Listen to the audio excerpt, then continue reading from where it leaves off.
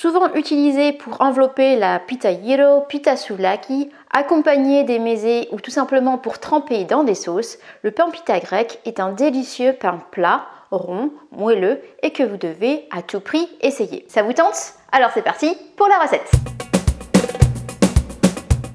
Yassas, ici Angélique et je vous souhaite la bienvenue sur Cuisine à la grecque, la chaîne qui vous apprendra à cuisiner grec étape par étape.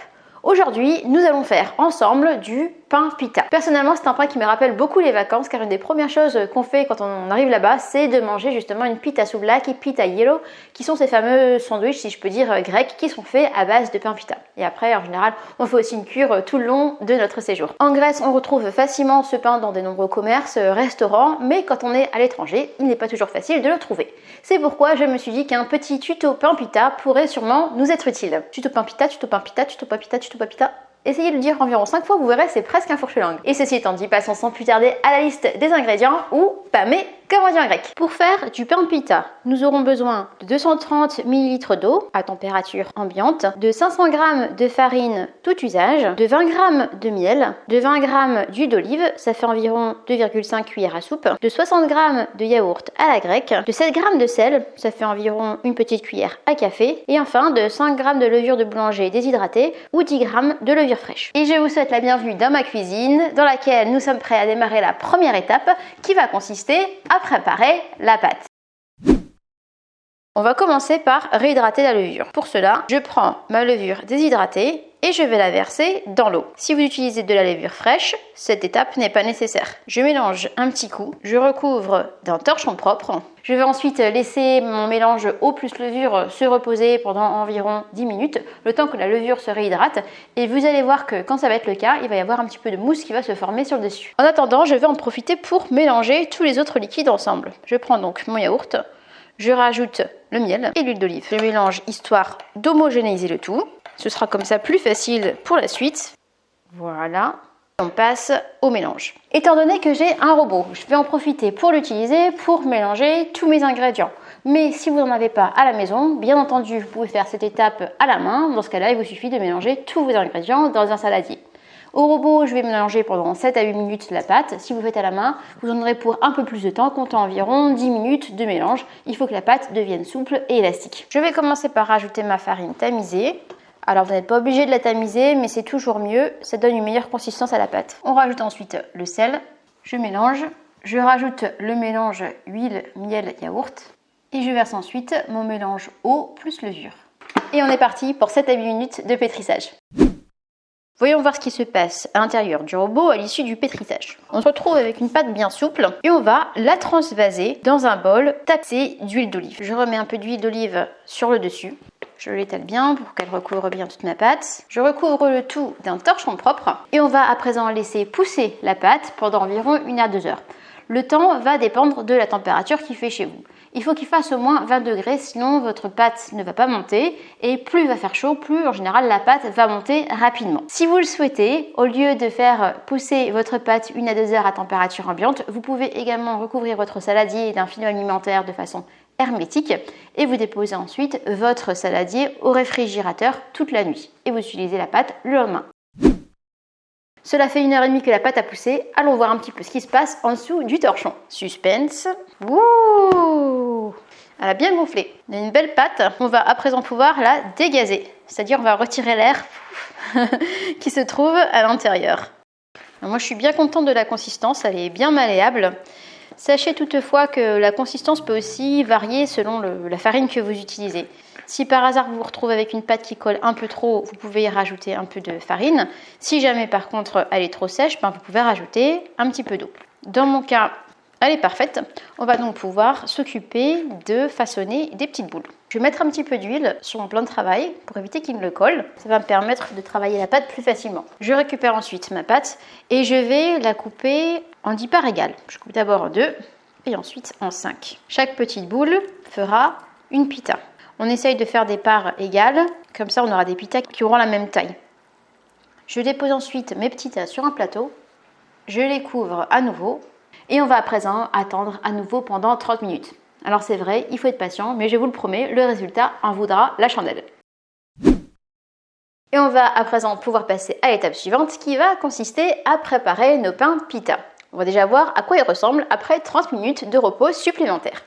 Ah bah ça a bien gonflé, super. Mais un message mystère, mais que raconte-t-il? Ah, abonne-toi à Cuisine à la grecque. Ça alors, quelle surprise! Écoutez, je pense que tout est dit, hein. Suivez les conseils du message mystère, abonnez-vous à la chaîne, cela vous permettra en plus de recevoir toutes les notifications des futures recettes. Et maintenant que c'est fait, on va pouvoir passer au façonnage de nos pites. Deux écoles, soit on aplatit la pâte à la main, ça va permettre un résultat un peu plus épais et un peu plus rustique car un peu moins régulier. Soit on va étaler la pâte au rouleau à pâtisserie, ça va donner un résultat plus fin, plus régulier et un peu moins rustique. Donc là encore, tout dépend de vos préférences. Je vais faire les miennes au rouleau à pâtisserie parce que je préfère quand c'est un petit peu régulier, mais on va quand même en faire une à la main pour que vous puissiez voir la différence entre les deux. C'est parti mon kiki. On va commencer par la pita à la main. Je prends ma première boule et je vais aplatir la pâte du bout des doigts. Si ça colle un peu, si c'est pas assez malléable, on rajoute un peu d'huile d'olive. On essaye d'étaler la pâte pour avoir un cercle d'environ 15 à 20 cm de diamètre. Le challenge, c'est aussi d'essayer de faire quelque chose de régulier. En ce qui me concerne, je sais que la longueur de ma main est de 18 cm, donc ça me donne déjà une idée de la taille de ma pita. Donc je vais essayer de la faire un peu plus grande, on va essayer de viser les 20 cm. Et voilà, on est plutôt pas mal. La première pita faite à la main est prête. Je vais la mettre de côté et on va en faire une au rouleau à pâtisserie à présent. Donc le principe reste exactement le même, hein. On prend la petite boule. Si ça colle, on rajoute un petit peu d'huile. Il y en a qui rajoutent de la farine, tout dépend des écoles. Et on étale. La deuxième pita est prête, on va pouvoir la mettre de côté. Et on va répéter l'opération avec les 8 boules qui nous restent afin de former 8 pites. Et on va pouvoir passer à la dernière étape qui va consister à faire cuire les pites. Alors en ce qui me concerne, je ne vais pas rajouter d'huile parce qu'on a une bonne poêle anti-adhésif et on a déjà mis dans la pâte, donc c'est pas nécessaire. Maintenant, si de votre côté vous avez une poêle qui n'est pas anti-adhésif et qui accroche, vous aurez peut-être besoin de mettre dans ce cas-là un petit peu d'huile d'olive dans le fond. Je dispose la première pita dans ma poêle. Et on va les faire dorer environ 2 minutes de chaque côté. Vous verrez que la pâte est prête à partir du moment où ça commence à faire des petites bulles, des grosses bulles même. Hein, vous voyez, ça commence un petit peu là. On a des mini bulles qui font leur apparition. La première prend toujours un petit peu plus de temps hein, parce que la poêle est un peu moins chaude au début, donc c'est normal. Après, ça ira plus vite. Pour la cuisson, c'est un petit peu le même concept que les crêpes hein, finalement. C'est un peu plus épais forcément, mais en fait, on voit aussi que c'est prêt à partir du moment où ça se décolle. Là, on voit qu'on a nos bulles, on voit que ça se décolle, donc on est bon, on va pouvoir la retourner. Et hop. Faut pas non plus que le feu soit trop fort, sinon les pitas vont durcir assez vite. Il faut quand même qu'elles restent moelleuses à l'intérieur. On va vérifier. Alors là, je vois qu'en dessous, c'est cuit aussi. On va pouvoir la retirer et passer à la suivante. On répète l'opération jusqu'à l'épuisement de la pâte. Les pites sont prêtes. On se retrouve avec une belle montagne. Si vous ne les mangez pas tout de suite, je vous conseille de les recouvrir d'un film plastique de façon hermétique afin qu'elles ne dessèchent pas. Vous pouvez aussi les recouvrir d'un torchon. Le pain pita se congèle également très bien, donc si vous ne mangez pas tout de suite ou si vous voulez en faire un petit peu plus pour en garder quelques-uns de côté, vous pouvez tout à fait les mettre dans un sac congélation ou alors les emballer dans un film alimentaire de façon individuelle et vous les mettez ensuite au congélateur jusqu'à la prochaine utilisation. Mais avant de s'inquiéter de la congélation, on va quand même passer à table et goûter notre travail. Bon appétit! Et ça tombe bien, on a même un petit peu de tzatziki pour accompagner le pain pita. Elles sont bien souples, bien moelleuses. Regardez-moi ça. Ils se coupent facilement. Je vais disposer mon tzatziki au sommet, ce sera plus facile. Le pain est moelleux, il est léger, il est souple. Vous verrez qu'une fois que vous saurez le faire, vous ne pourrez plus vous en passer et vous n'aurez plus envie d'en acheter. Si vous essayez la recette, n'hésitez pas non plus à me le faire savoir en me l'indiquant dans les commentaires, ça me fera toujours plaisir. Si vous le souhaitez, vous avez aussi l'option de télécharger cette recette au format PDF. Pour ceci, il vous suffit de cliquer sur le lien qui se trouve dans la description. Il vous emmènera sur mon site cuisinealagrecque.fr où vous retrouverez cette recette, plein d'autres recettes grecques et aussi mon guide gratuit de la moussaka avec tous ses secrets pour la réussir. Sur ce, je vous dis Kali Alexis et à très vite pour une prochaine recette grecque.